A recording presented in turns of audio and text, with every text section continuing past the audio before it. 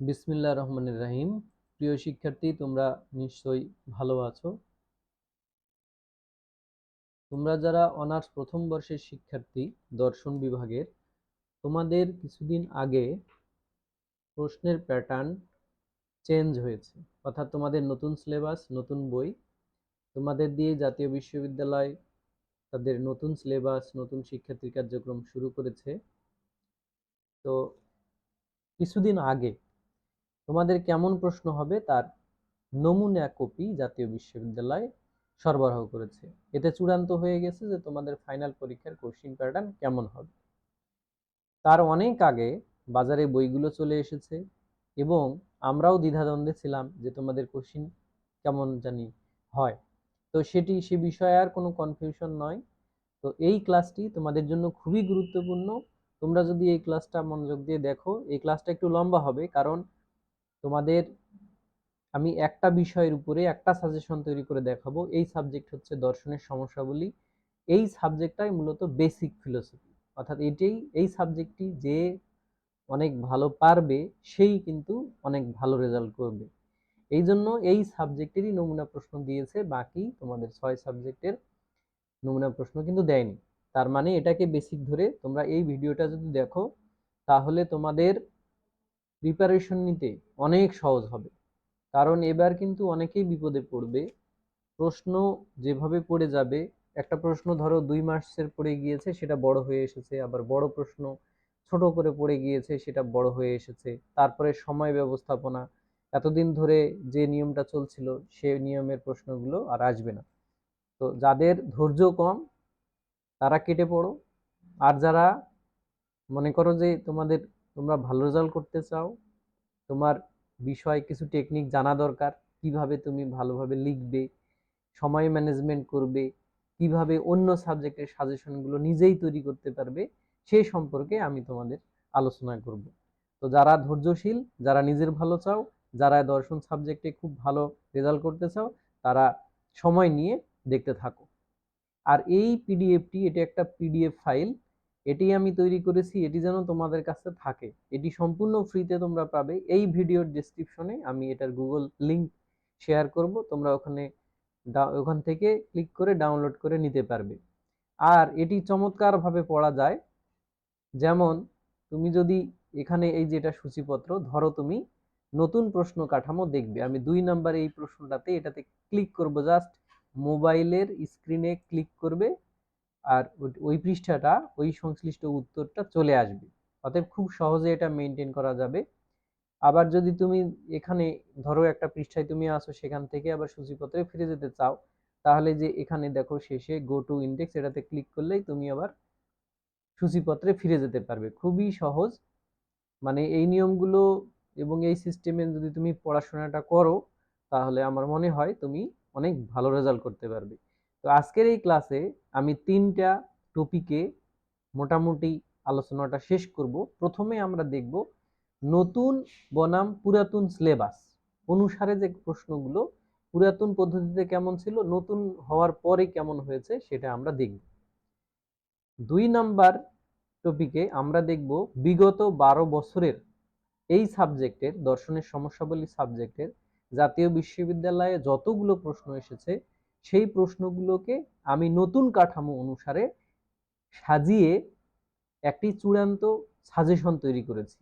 অর্থাৎ এখন তোমাদের প্রশ্নগুলো কোন টপিকটা কিভাবে শেখা উচিত, যেভাবে শিখলে তুমি পারফেক্ট ভাবে পরীক্ষায় লিখতে পারবে। 3 নাম্বার টপিকে আমরা আলোচনা করব। তাহলে এখন যেহেতু প্রশ্নের কাঠামো চেঞ্জ হয়েছে, আগে ছিল ক বিভাগ, খ বিভাগ, গ বিভাগ, প্রশ্নের মার্কিংও ছিল 4, 10 আর 1। এখন কিন্তু 2 মার্কসের প্রশ্ন হয়, 3, 4, 5, 6, 7, 8 মার্কসের প্রশ্ন হয়। কাজেই তোমার সময় ব্যবস্থাপনা এবং কয় পৃষ্ঠা কত মার্কসের প্রশ্নের জন্য তুমি লিখবে, সেটাও তোমাকে বুঝতে হবে। এগুলো আমি 3 নাম্বার টপিকে এগুলো আলোচনা করব। তো চলো আমরা শুরু করি। যদি কোনো কিছু বুঝতে অসুবিধা হয়, মনে প্রশ্ন দেখা দেয়, তাহলে এই ভিডিওর কমেন্টে, এটা আমি ইউটিউবে এই ভিডিওটা দিব, সেখানে কমেন্ট করবে, তাহলে আমি উত্তর দেওয়ার চেষ্টা করব। আমরা একটা সূচিপত্র দেখতে পাচ্ছি, তো আমি পুরাতন প্রশ্ন কাঠামো দেখব। তো চলো পুরাতন কাঠামো দেখে শুরু করি। তো পুরাতন প্রশ্ন কাঠামো অনুসারে প্রশ্নের বিভাগ ছিল তিনটা, ক বিভাগ, খ বিভাগ, এরপরে ছিল গ বিভাগ।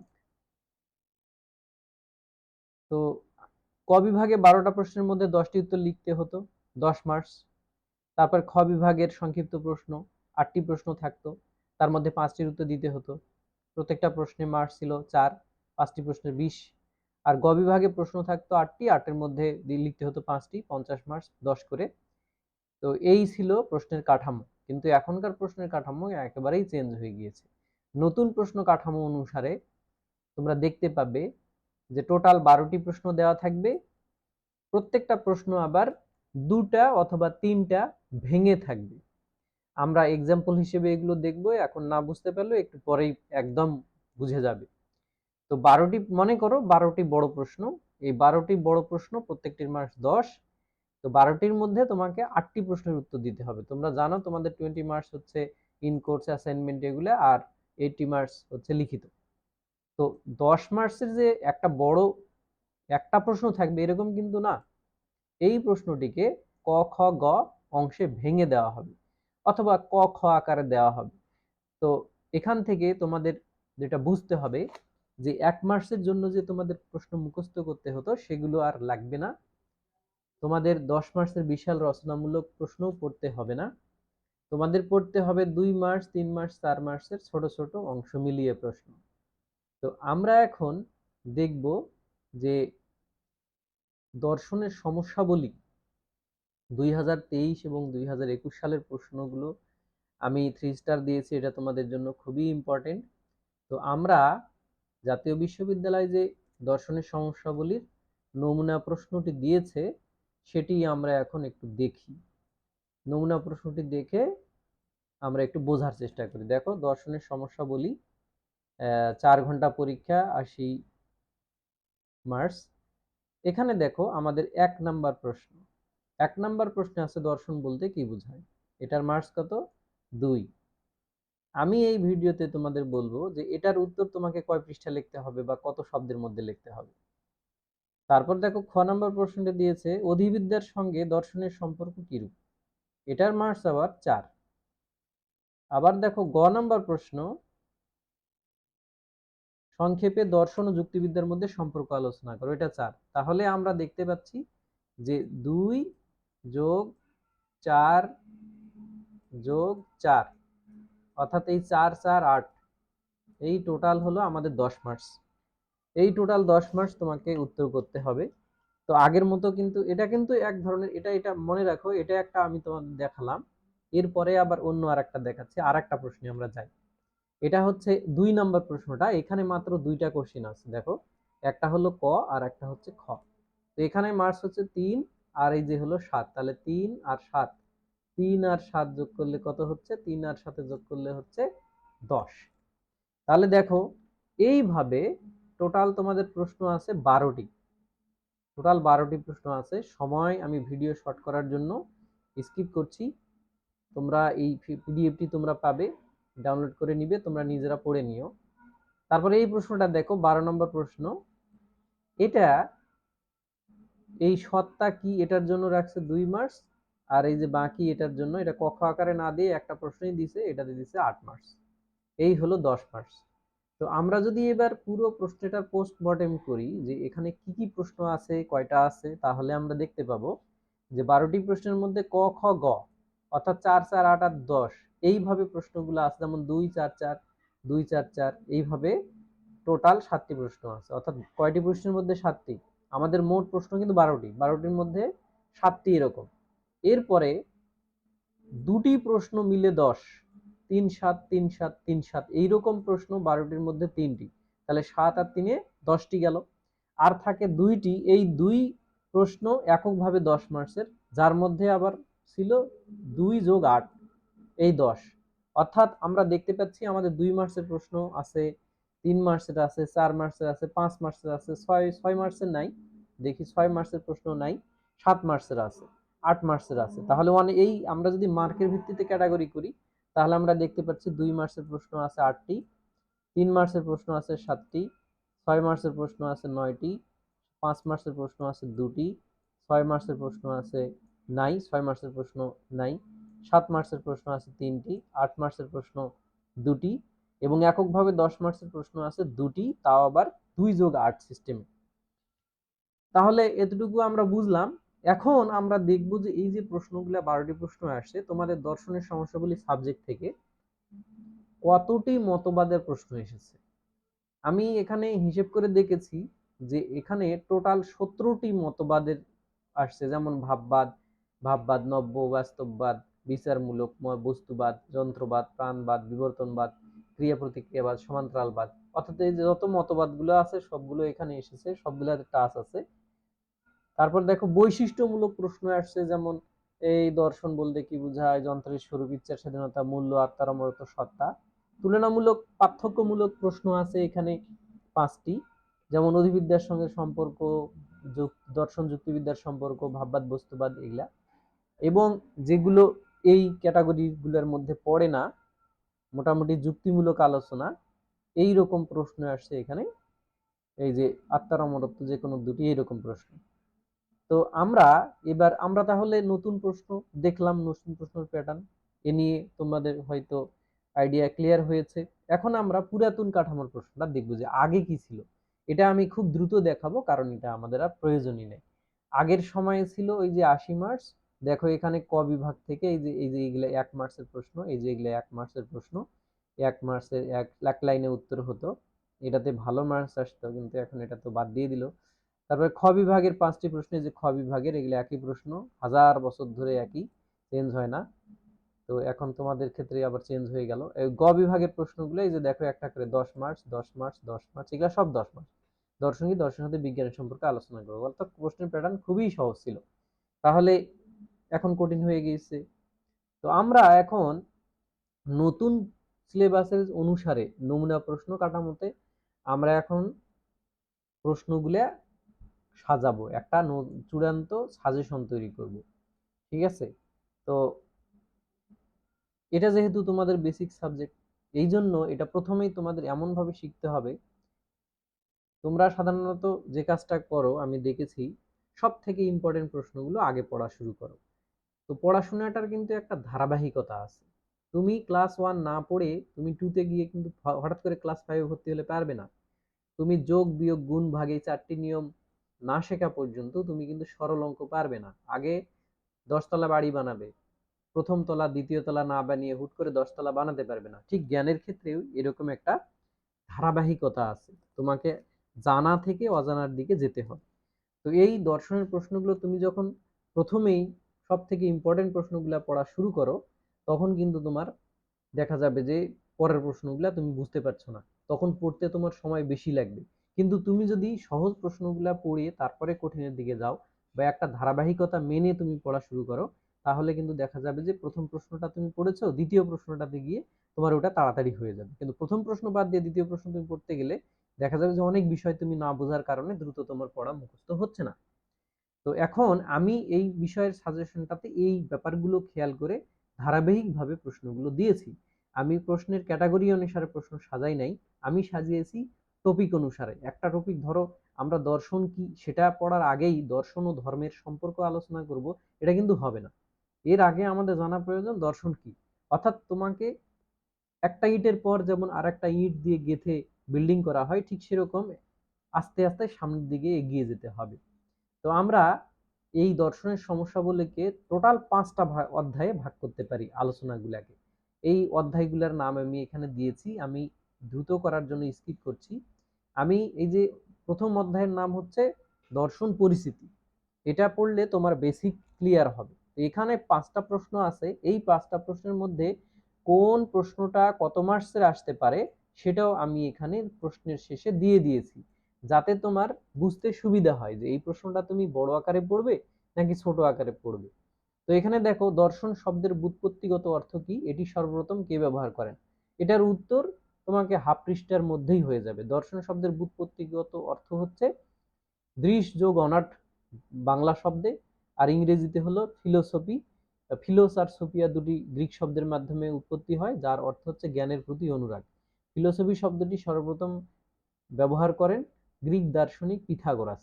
এটুকু লিখলেই তুমি 2 মার্কস পেয়ে যাবে। অর্থাৎ এই প্রশ্নে 2টা ফ্যাক্ট আছে, অর্থাৎ 2টা ঘটনা আছে। এই 2টা ঘটনা তুমি যদি ঠিকভাবে উপস্থাপন করতে পারো তাহলে তুমি 2 পাবে। দেখো এই প্রশ্নটা কখনোই কিন্তু 8 মার্কসের প্রশ্ন হয়ে আসবে না। এই জন্য আমি এই প্রশ্নগুলোর পাশে মার্ক উল্লেখ করে দিয়েছি এবং এর শেষে আমি দিয়েছি তুমি যাতে নিজেই বুঝতে পারো যে কোন প্রশ্নটা তুমি কত গুরুত্ব দিয়ে পড়বে আর কোনটা কম গুরুত্ব দিবে। সেজন্য 12 বছরের প্রশ্ন বিশ্লেষণ করে আমি এখানে এই প্রশ্নের 23 সালে আসছে, এটা 21 সালে আসছে, 19 সালে আসছে, এইভাবে কিন্তু এগুলো দিয়ে রেখেছি। একটা কথা মনে রাখবে, তোমাদের পরীক্ষা কিন্তু 24 সালের পরে, অর্থাৎ তোমাদের রিসেন্ট সাল হচ্ছে 24, এজন্য 24 সালের প্রশ্নগুলো তোমাদের পড়ার দরকার নেই। তোমরা শুধু একবার করে রিডিং পড়বে জাস্ট বোঝার জন্য, যাতে পরবর্তী ধাপের প্রশ্নটি তোমার জন্য সহজ হয়। যেমন এটা 24 সালে আসছে, 22 সালে আসছে, জোড় সালে আসছে, তাহলে এটা তোমার আসলে এটা আসবে না। তো দেখো এখানে আমি লিখেছি দর্শনের স্বরূপ ও প্রকৃতি আলোচনা করো। এটা 3 মার্কসের আসতে পারে। দর্শন কিভাবে জীবনের সাথে সম্পর্কিত, এটা 4 মার্কসের হয়ে আসতে পারে। দর্শনের পদ্ধতি হিসেবে নির্বিচারবাদ সংশয়বাদ আলোচনা করো, এটা 5 মার্কসের আসতে পারে। আমি স্কিপ করছি কারণ প্রত্যেকটা প্রশ্নের পাশে দেওয়া আছে, এগুলো পড়লে অনেক বড় ভিডিও হয়ে যাবে। আমরা দ্রুত সামনের দিকে এগিয়ে যাই, আরো অনেক আলোচনা আছে। তাহলে আমার মনে হয় যে কিভাবে এই প্রশ্নগুলো ধারাবাহিকতা রেখে সাজেশন করতে হবে এবং প্রশ্নগুলো কোনটি কত মার্কসের আসবে। দেখো আমি প্রথমে ছোট প্রশ্নগুলো দিয়েছি, সেগুলো দেওয়ার পর আস্তে আস্তে বড় প্রশ্ন দিয়ে গেছি। এইভাবে কিন্তু তোমাদের পড়তে হবে, এভাবেই। অর্থাৎ এটা সাজেশন হলেও এটা কিন্তু একটা গ্রন্থের মতোই হয়েছে।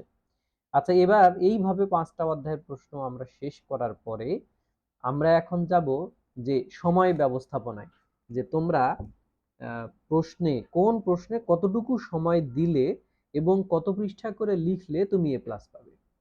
আর এই সময় জ্ঞান তো যদি তোমার না থাকে তাহলে কিন্তু তোমার পরীক্ষা ভালো হবে না। তো পরীক্ষার সময় ব্যবস্থা, কত মার্কসের জন্য কত পৃষ্ঠা লিখবে এবং সময় পাবে কতক্ষণ। তো পরীক্ষার হলে অনেকেই আমরা দেখি যে ভালো প্রস্তুতি নিয়ে যায়, কিন্তু শুধুমাত্র উত্তরে সঠিক শব্দ সংখ্যা, যে একটা প্রশ্ন সে বড় করে পড়ে গেছে, প্রশ্ন আইছে ছোট হয়ে, এখন সে বড় প্রশ্নটাকে শর্ট করবে, এর জন্য কি কি সে লিখবে আর কি বাদ দিবে, এই চিন্তা করতে গিয়ে দেখা যায় যে ছোট প্রশ্ন বড় আকারে লিখে ফেলে, অন্য প্রশ্ন লেখার আর সময় পায় না। তো ভালো প্রস্তুতি থাকা সত্ত্বেও এই টাইম ম্যানেজমেন্ট এবং প্রশ্ন সম্পর্কে ছোট বড় করার আইডিয়া না থাকার কারণে অনেকেই কিন্তু কাঙ্ক্ষিত নম্বর পায় না। তো এখানে আমরা আলোচনা করব জাতীয় বিশ্ববিদ্যালয়ের নতুন সিলেবাসের কাঠামো অনুযায়ী 10 মার্কস ভেঙে 2, 3, 4, 7, 8 করা হয়েছে। একটি মানসম্মত উত্তরের জন্য শব্দ সংখ্যা, তারপর পৃষ্ঠার আদর্শ পরিমাপ নিচে টেবিল আকারে আমি দিয়েছি। যেমন যদি 2 মার্কসের প্রশ্ন হয় সেটা তুমি 1 পৃষ্ঠা অথবা হাফ পৃষ্ঠা হতে পারে, তুমি কমপক্ষে হাফ পৃষ্ঠা লিখবে। এমন প্রশ্ন করলো যে প্রশ্নের উত্তর হাফ পৃষ্ঠাও হয় না, সেক্ষেত্রে সেটা ঠিক আছে, কিন্তু যে প্রশ্নের উত্তরটা আসলে 1 পৃষ্ঠাও লেখা যায়, 2 পৃষ্ঠাও লেখা যায়, সেটা অন্তত তুমি 1 পৃষ্ঠা লিখবে। তুমি কত সময় পাবে? 3 থেকে 4 মিনিট। তারপরে আসছে 3 মার্কসের প্রশ্ন যদি তুমি লেখো তাহলে তোমাকে শব্দ লিখতে হবে 80 থেকে 100টা। এখন কারো লেখা অনেক বড় বড়, তার জন্য 80 থেকে 100টা, কারো লেখা লেখা ছোট ছোট, তার জন্য কিন্তু 80। আমরা শব্দ সংখ্যাটাকেই বেশি গুরুত্ব দেই। আচ্ছা, মানে মোটামুটি সাধারণ, বেশি বড় লেখাও না ছোট লেখাও না, সেক্ষেত্রে আমি পৃষ্ঠা নাম্বারগুলো দিয়েছি। 5-6 মিনিটে 1.5 পৃষ্ঠা তোমাকে লিখতে হবে 3 মার্কসের জন্য। 4 পৃষ্ঠার জন্য 130 থেকে 150 শব্দ 4 মার্কসের জন্য, এবং 2 থেকে 2.5 পৃষ্ঠা লিখলেই হবে। তুমি সময় নিবে 8 থেকে 10 মিনিট, এর বেশি নিলেই তোমার সময় আটবে না। 7 মার্কসের প্রশ্ন এগুলা আমি দিয়ে রেখেছি, তোমরা একটু পড়ে নিও এবং তোমরা বাসায় এগুলো প্র্যাকটিস করবে লিখে খাতায়। এখন তুমি তো কত পৃষ্ঠা লিখবে, কিভাবে লিখবে সেটা তো আমি বললাম। এখন আমি বলতে চাই যে খাতায় সর্বোচ্চ মার্কস নিশ্চিত করতে তোমাকে নিচের বিষয়গুলো খেয়াল রাখতে হবে। গুণগত মানের প্রাধান্য, খাতার পাতা ভরালেই কিন্তু নম্বর মিলবে না। তুমি বেশি করে পেজ নিলেই যে তোমাকে বেশি মার্কস দিবে এমন ধারণা ভুল, কারণ আমরা খাতা পড়ি, পড়ে মার্কস দেই। তো দেখেই বোঝা যায় যে কে বানিয়ে লিখছে আর কে এমনি লিখছে, গান লিখছে, এগুলো আমি এক পলক দেখলেই হয়। তো আমাদের নিকোমেকিয়ান ইথিক্স আছে একটা, যে quality is not an act, it is a habit. তো তাই অহেতুক ভূমিকা না লিখে সরাসরি দার্শনিকের মূল কথায় আসতে হবে। তুমি যদি মনে করো যে প্রশ্ন সম্পর্কে কিছু জানা, খালি ভূমিকায় খানিক কথাবার্তা লিখতেছো, তাহলে কিন্তু মার্কস হবে না। তারপরে হাতের লেখার আকার, উপরের পৃষ্ঠার হিসাবটি মাঝারি আকারের হাতের লেখার উপর ভিত্তি করে তৈরি করা হয়েছে। ওই যে বললাম যে বেশি বড় না বেশি ছোটও না। তুমি যদি বড় বড় করে লেখা লেখো তাহলে তোমার পৃষ্ঠা বেশি লাগবে, আর যদি আরো ছোট করে লেখো তাহলে পৃষ্ঠা করবে। তবে শব্দ সংখ্যার উপরে তোমাকে গুরুত্ব দিতে হবে। তারপরে পয়েন্ট ও প্যারার হিসাব। বড় প্রশ্নগুলোর ক্ষেত্রে, যে প্রশ্নগুলো 3, 4, 7, 8 প্রশ্নের ক্ষেত্রে তোমাকে ঢালাও ভাবে না লিখে ছোট ছোট প্যারা করে লিখবে, বোল্ড করে লিখবে। প্যারা করে লিখতে পারো অথবা পয়েন্ট দিয়ে লিখবে। তারপরে আরেকটা কথা, অনেকে বলবে যে এখন আমাকে যে 2 মার্কসের প্রশ্নের ক্ষেত্রে ভূমিকা, উপসংহার এগুলা লিখবো কিনা, সমালোচনা দিব কিনা। 2-3 মার্কসের প্রশ্নের ক্ষেত্রে বড় ভূমিকা, উপসংহার প্রয়োজন নাই, এগুলাতে ডাইরেক্ট কথা লিখলেই হবে। আচ্ছা, সময় ব্যবস্থাপনা। পরীক্ষার হলে তোমার সব থেকে বড় যে শত্রু তৈরি হবে সেটা হচ্ছে যে 7 মার্কসের প্রশ্নে 25 মিনিট সময় দিলে শেষের দিকের উত্তরগুলো সময় পাবে না। তাই ঘড়ি দেখে লেখার চেষ্টা করবে যে কোন মার্কসের প্রশ্ন তুমি কতটুকু লিখবে। আচ্ছা, তাহলে আমরা মোটামুটি আমাদের 3টি টপিকের উপর আলোচনা কভার করে ফেলেছি। আমাদের আলোচনা শেষ হয়েছে, এত তাড়াতাড়ি ক্লাসটি শেষ হবে ভাবি নাই। তো তাহলে আজকে আমরা কি কি শিখলাম? আমরা শিখলাম যে চূড়ান্ত পরীক্ষার প্রশ্ন কাঠামো আমরা দেখলাম, পুরাতন সিলেবাসের প্রশ্ন কাঠামোর সাথে কি কি পার্থক্য করা হয়েছে সেটা। তোমরা একটা ব্যাপারে নিশ্চয়ই খেয়াল করছো, আগে কিন্তু কম পড়তে হতো, অর্থাৎ এক প্রশ্ন একবার আসলে আর একবার কিন্তু সেই প্রশ্ন পড়ার দরকার ছিল না। এখন কিন্তু তোমাদের প্রশ্ন অনেক বেশি হয়ে গিয়েছে, 2, 3, 4 মার্কস, অর্থাৎ অনেক প্রশ্ন তোমাকে পড়তে হবে। তারপর আমরা দ্বিতীয় ধাপে দেখেছি যে 12 বছরের প্রশ্নগুলো সাজিয়ে আমি দিয়েছি ধারাবাহিকতা অনুসারে, একটা চূড়ান্ত সাজেশন বানিয়েছি। যারা 2025 সালের পরীক্ষার্থী, তোমাদের পরীক্ষা অনুষ্ঠিত হবে 2026 সালে। তোমাদের পরীক্ষার সাল 25, অনুষ্ঠিত হবে 26। এরপরে আমি পরীক্ষার সময় খাতাতে কয় পাতা লিখবে, কি কি সময় ম্যানেজমেন্ট করবে সেটা সম্পর্কেও একটা স্পষ্ট ধারণা দিয়েছি। তোমরা এই পিডিএফটি এই ভিডিও ডেসক্রিপশনে থেকে সংগ্রহ করবে, এটা দেখবে, পড়বে, বুঝবে। কোনো প্রশ্ন থাকলে আমাকে কমেন্ট করে জানাবে। তো ঠিক আছে, আজ এ পর্যন্তই। তোমাদের প্রিপারেশন ভালো হোক। তোমাদের অনেক বন্ধু আছে যারা এই প্রশ্ন সম্পর্কে এখনো কিছুই জানে না, তাদেরকে এই পিডিএফটা শেয়ার করতে পারো, কোনো সমস্যা নেই। এটি তোমাদের জন্য সম্পূর্ণ ফ্রি। তো তোমরা অনেক ভালো থেকো। আর আমার যে ফেসবুক পেজ আছে, এগুলা লিঙ্ক ক্রিয়েট করা, এটার উপর ক্লিক করলে এই পেজে তোমরা যাবে। তোমাদের যদি কোনো প্রশ্ন থাকে, সহযোগিতা লাগে, তাহলে এই পেজগুলোতে কমেন্ট করবে, আমার সাথে যোগাযোগ করবে নির্দ্বিধায়, নিঃসংকোচে। ঠিক আছে, তোমাদের জন্য শুভকামনা থাকলো, তোমরা ভালো থেকো।